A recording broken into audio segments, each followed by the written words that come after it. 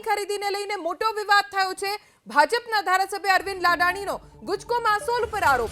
અધિકારીઓ ખરીદીમાં ભ્રષ્ટાચાર કરતા હોવાનો ગંભીર આરોપ અરવિંદ લાડાણીએ લગાવ્યો। જૂનાગઢ જિલ્લામાં મગફળીની ખરીદીમાં ભ્રષ્ટાચારનો આરોપ અધિકારી નરેન્દ્રસિંહ પરમાર પર અરવિંદ લાડાણીએ આરોપ લગાવ્યો છે। લાડાણીના આરોપને દિલીપ સંઘાણીએ ફગાવ્યા। અરવિંદ લાડાણી વિરુદ્ધ ગુજકો માસોલના અધિકારીઓ માનહાનિનો દાવો કરશે। અરવિંદ લાડાણી વિરુદ્ધ ગુજકો માસોલના અધિકારીઓ કરશે 1 કરોડનો દાવો। નરેન્દ્રસિંહ પરમાર કરશે અરવિંદ લાડાણી સામે 1 કરોડનો માનહાનિનો દાવો, કેમ કે આરોપ અરવિંદ લાડાણી તરફથી લાગ્યો છે। લાડાણીના આરોપોને દિલીપ સંઘાણીએ ફગાવ્યા છે। ગુજકો માસોલના અધિકારીઓ હવે 1 કરોડનો માનહાનિનો દાવો અરવિંદ લાડાણીની વિરુદ્ધ કરવાના છે।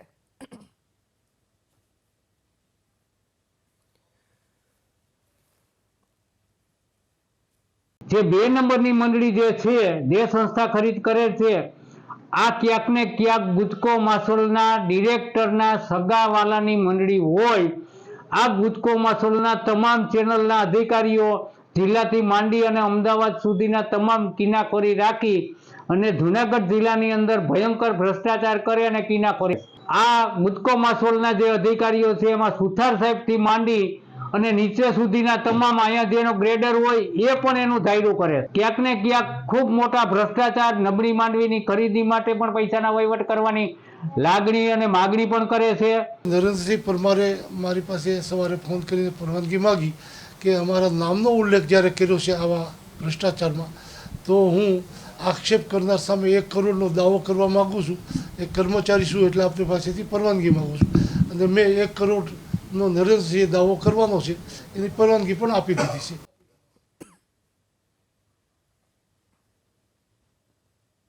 તો ગુજકો માસોલની માનહાનિની તૈયારી બાદ અરવિંદ લાડાણીનું મોટું નિવેદન। ખેડૂતોના હિતમાં રજૂઆત કરી ભલે માનહાનિનો દાવ થાય, ભ્રષ્ટાચાર આક્ષેપ નહીં, બારદાનમાં ગોટાળાનો આક્ષેપ। ચૂડા સેવા સહકારી મંડળીમાં બારદાન પહોંચ્યા જ નથી। 28 ડિસેમ્બરે કોલકાતાથી નીકળેલો ટ્રક નથી પહોંચ્યો। 2 નંબરની મંડળીને પૂરતા પ્રમાણમાં બારદાન મળે છે। 1, 3 અને 4 નંબરની મંડળીને બારદાન પૂરતા નથી મળતા। ગુમ બારદાન અંગે સરકારમાં રજૂઆત કરીશ, મુખ્યમંત્રી અને કૃષિ મંત્રીને પણ રજૂઆત કરીશ। આ શબ્દો અરવિંદ લાડાણીના છે। અરવિંદભાઈ, શું આખી હકીકત છે? 2 નંબરની મંડળી છે એને બારદાન મળે છે, બાકીની 3, 1 નંબર, 3 નંબર અને 4 નંબરને નથી મળતા, એના કારણે ગોટાળા છે। તમારો કહેવાનો અર્થ શું છે? જ્યારે માણાવદર તાલુકાની અંદર મગફળીની ખરીદી ચાલુ થઈ ત્યારે શરૂઆતમાં 1 અને 2 નંબરની મંડળીને ખરીદી આપેલ। બારદાનની તકલીફને કારણે અમે સરકારમાં રજૂઆત કરતા સરકારે વધારાની 2 મંડળી ચાલુ કરેલ, એટલે કુલ ખરીદીના સેન્ટર માણાવદરમાં 4 ચાલુ થયા। આ 4 જે સેન્ટર છે એમાંથી 1 નંબર, 3 નંબર અને 4 નંબર એમાં ક્યારેય સંતોષકારક રીતે ખરીદી નથી થઈ। એનું મૂળ કારણ જોઈએ તો બારદાનનો અભાવ। જ્યારે 2 નંબરનું જે ખરીદીનું સેન્ટર છે એ ગુજકો માસોલના ડિરેક્ટરના સંબંધીની છે, તેમાં ક્યારેય બારદાનની ખેંચ આવી નથી અને એની સતત ખરીદી ચાલુ છે। 1 નંબરની અંદર વચ્ચે સતત 1 ધારા 16 દિવસ સુધી બારદાનના અભાવે ખરીદી બંધ રહેલ, જેનું આર્થિક નુકસાન કે જે કાંઈ ગણીએ એ ખેડૂને જાય। બરોબર, તો હવે તમારું કહેવાનું શું થાય છે કે બારદાન પૂરતા પ્રમાણમાં આ 3 મંડળીઓને મળવા જોઈએ? 100% અત્યારે જે મેપિંગ જેટલા ખેડૂતોની ખરીદી બાકી છે એમાં ચારેયને સરખે ભાગે આપી અને બારદાન પૂરેપૂરા ફાળવી અને વહેલામાં વહેલી ખરીદી કરી નાખે એવી અમારી માગણી થાય છે। અરવિંદભાઈ, તમે ભ્રષ્ટાચારની વાત કરી, આમાં ભ્રષ્ટાચારની તો વાત નથી, પરંતુ જે બારદાન જે છે એમાં ક્યાંક જે ફાળવણીને લઈને ગોટાળા કહી શકાય। 100% બારદાનનો જ પ્રશ્ન છે। ક્યાંક ને ક્યાંક મિસઅન્ડરસ્ટેન્ડ કે જે કાંઈ થયું હોય ભ્રષ્ટાચારની વાત, એટલે મારો કહેવાનો મતલબ એવો થાય કે બારદાનની અવ્યવસ્થા છે એ એક ભ્રષ્ટાચારના ભાગરૂપે ગણી અને હાલી શકાય। પણ વસ્તુ એવી છે કે બારદાન જો હું તમને એક દાખલો આપું પરાક્રમસિંહ, કે અમારા એક જે 3 નંબરની મંડળી, 4 નંબરની મંડળી છે એના નામની એક ટ્રાન્સપોર્ટમાંથી ગાડી આવી હતી બારદાનની 28/12ના રોજ। આ ગાડી આજની તારીખ સુધી આ મંડળીએ પહોંચી નથી, તો એના માટે શું ગણવું? મારી પાસે એનો પાકો પુરાવો પણ છે, એની પહોંચ પણ મારી પાસે છે। તો આ ગાડી ગઈ ક્યાં? બારદાન કોણ ખાઈ ગયું? હવે એ જ ગોતવાનો મુદ્દો આવે કે આ બારદાન ગયા ક્યાં। એટલે જ અમારે આ બધું કરવું પડ્યું છે. બારદાન હતા અને ઈ જે બારદાન એ ચૂડવા જવાના હતા ક્યાં? નહીં, એ માણાવદર ની માર્કેટિંગ યાર્ડમાં જે એનું સેન્ટર છે ચુડવા સેવા સહકારી મંડળી એને મળવાના હતા એ બારદાન. હા, એટલે અને ચૂડવા મંડળી ખરીદી કરે છે અહીંયા જવાના હતા, એને બદલે આવ્યા નથી. આવ્યા જ નથી. અને જ્યારે અમુક ગાડી આવતી હોય તેમાં 23,000 કે 30,000 બારદાન આવતા હોય તો ઘણી વખત અહીંયા ગાડી મોકલે ને અહીંથી 4 ભાગ કરે અને ઘણી વખત જુનાગઢ ઉતારે ખાલી કરી ત્યાંથી ને વધારાનું ટ્રાન્સપોર્ટ ખર્ચ ચડાવીને સેન્ટર ઉપર મોકલે. હવે દિલીપભાઈ સંઘાણી એવી વાત કરી છે કે માનહાનિનો દાવો જે નરેન્દ્રસિંહ પરમાર છે એમના દ્વારા કરવામાં આવશે. તમે જે એના ઉપર આક્ષેપ કર્યા છે તો એને લઈને તમારું શું કહેવાનું થાય છે? બિલકુલ મારો આક્ષેપ નાણાકીય ભ્રષ્ટાચારનો ક્યાંય છે જ નહીં, પણ બારદાનની અવ્યવસ્થામાં જે ભ્રષ્ટાચાર કે ગોલમાલ કે નીતિ રીતિ થઈ છે આ બાબતનો મારો મુદ્દો છે. ચોક્કસ. તો હવે આ જે બારદાનનું એક જે ગાડી વહી ગઈ એને લઈને તપાસ થવી જોઈએ. તમે કોઈને રજૂઆત કરશો? 100% તપાસ થવી જ જોઈએ. અને અગાઉ પણ મેં ફોન દ્વારા પણ એને જાણ કરેલ છે, ભાઈ આ ગાડી ગઈ ક્યાં. આદિ આના જે તે જવાબદાર અધિકારીને વોટ્સઅપમાં પણ મેં એ કાપલી નાખેલી છે. અરવિંદભાઈ, જે એક મંડળી જે તમે કીધું કે 2 નંબરની મંડળી એને કેટલી ખરીદી કરેલી છે અને બાકીની 3 મંડળીઓ છે એને કેટલા ખેડૂતો પાસેથી ખરીદી? હવે એ તો મારી પાસે એકચ્યુઅલી આંકડા નથી, પણ અહીંયા 3 અને 4 નંબરમાં વધીને 700 થી 800 ખેડૂતની ખરીદી થઈ હોય અને સંઘમાં કદાચ ઈ ખરીદી 1500 ઉપર થઈ હોય, 1500 થી 2000 ની વચ્ચે એક નંબરમાં. 2 નંબરની માહિતી અમારી પાસે કોઈ નથી.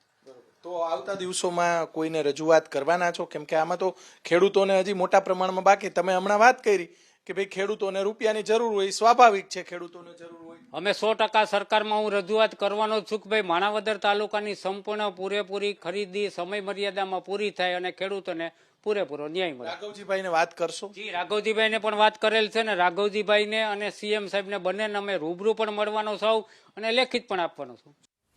તો મગફળી ખરીદીના વિવાદ વચ્ચે મંડળીના સંચાલકો સાથે ખાસ વાત. માણાવદરની અલગ મંડળીના સંચાલકો સાથે ખાસ વાત કરવામાં આવી. મંડળી સંચાલકનું કહેવું છે કે બારદાન ન મળતા મગફળી મોડી ખરીદાઈ. ગુજકો માસોલમાં રજૂઆત છતાં બારદાન નથી આવ્યા.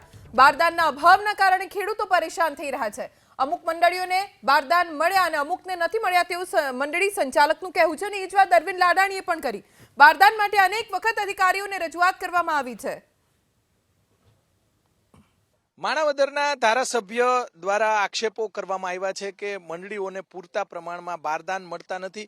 અત્યારે અમે ખરીદ કેન્દ્ર પર આવ્યા છીએ. અત્યારે બારદાન છે અને આપણી સાથે અલગ મંડળી જે ખરીદ કેન્દ્ર છે તેના જે સંચાલકો આપણી સાથે છે, આપણે એમની સાથે વાત કરીશું. શું આખી હકીકત શું છે? તમારા ધારાસભ્યએ જે રીતે નિવેદન આપ્યું છે કે બારદાન મળતા નથી જેના કારણે ખેડૂતોની મગફળી ખરીદી રોકાઈ ગઈ છે, તમારું શું કહેવાનું છે?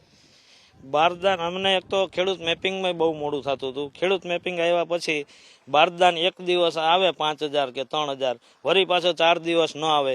એવી રીતે બારદાન સપ્લાય બહુ જ ઓછી રહી છે, જેથી અમારી ખરીદી બહુ લાંબી હાલી.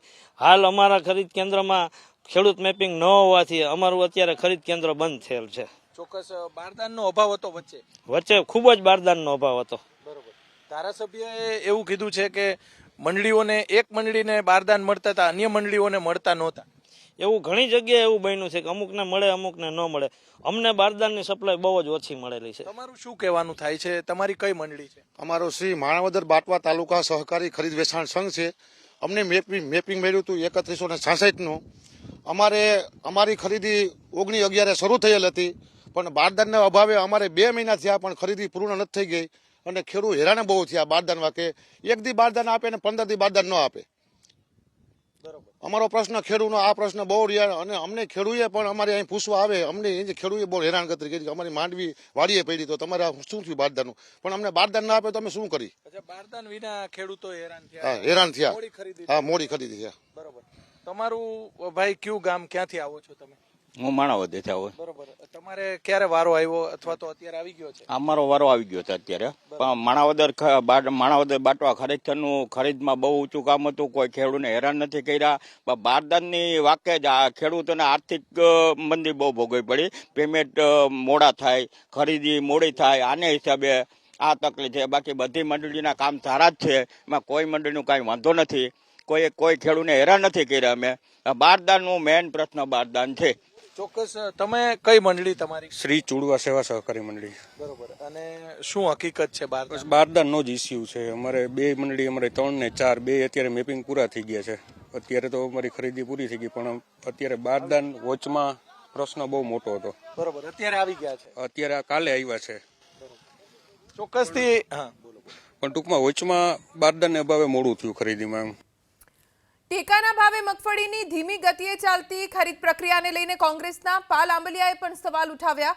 મુખ્યમંત્રી અને કૃષિ મંત્રીને પત્ર લખીને પાલ આંબલિયાએ આરોપ લગાવ્યો કે ખરીદ પ્રક્રિયા આયોજન વિના રામ ભરોસે ચાલી રહી છે. જે ખરીદી 25 દિવસમાં પૂર્ણ થઈ શકે તેમ હતી તે 2 મહિના વીત્યા હજી માત્ર 20% જ થઈ છે. આ જ ગતિએ જો કામગીરી ચાલી તો મગફળીની ખરીદીમાં 288 દિવસ લાગશે. પાલ આંબલિયાએ દાવો કર્યો કે ભાટિયા કેન્દ્ર છેલ્લા 20 દિવસમાં 7 દિવસ તો બંધ રહ્યું. આ 160 કેન્દ્રો જે સરકારે નક્કી કર્યા હતા ત્યાં રોજ 100 ખેડૂતોની મગફળી જો ખરીદવામાં આવી હોત તો એ 20 થી 25 દિવસમાં આ ટાર્ગેટ પૂરો થયો હોત. પણ આયોજનનો અભાવ, નિષ્ક્રિયતા, આ બધાના કારણે આજે મગફળી ખરીદીને 2 મહિના પૂરા થવા છતાં રાજ્ય સરકાર 2,70,000 મેટ્રિક ટનના ટાર્ગેટને પણ પહોંચી શકી નથી. ત્યારે મારો સવાલ રાજ્ય સરકારને એ છે કે આ જ રીતે ગોકળગાય ગતિએ તમે ખરીદી કરી અને ખેડૂતોને હજી 288 દિવસ રાહ જોવડાવશો. રાજ્ય સરકારને એક નમ્ર નિવેદન સાથે મુખ્યમંત્રીશ્રી અને કૃષિ મંત્રીશ્રીને પત્ર લખીને માંગ કરી છે કે પ્રોપર આયોજન સાથે દિવસ 10ની અંદર તમામ ખેડૂતોની મગફળી ખરીદાઈ જાય અને જે તમે 8 દિવસમાં પૈસા આપવાનો વાયદો કરતા હતા એને 1 મહિનો પૂરો થયો છે, તેમ છતાંય ખેડૂતોને પૈસા મળ્યા નથી. આવા તમામ ખેડૂતોને તાત્કાલિક પૈસા આપવામાં આવે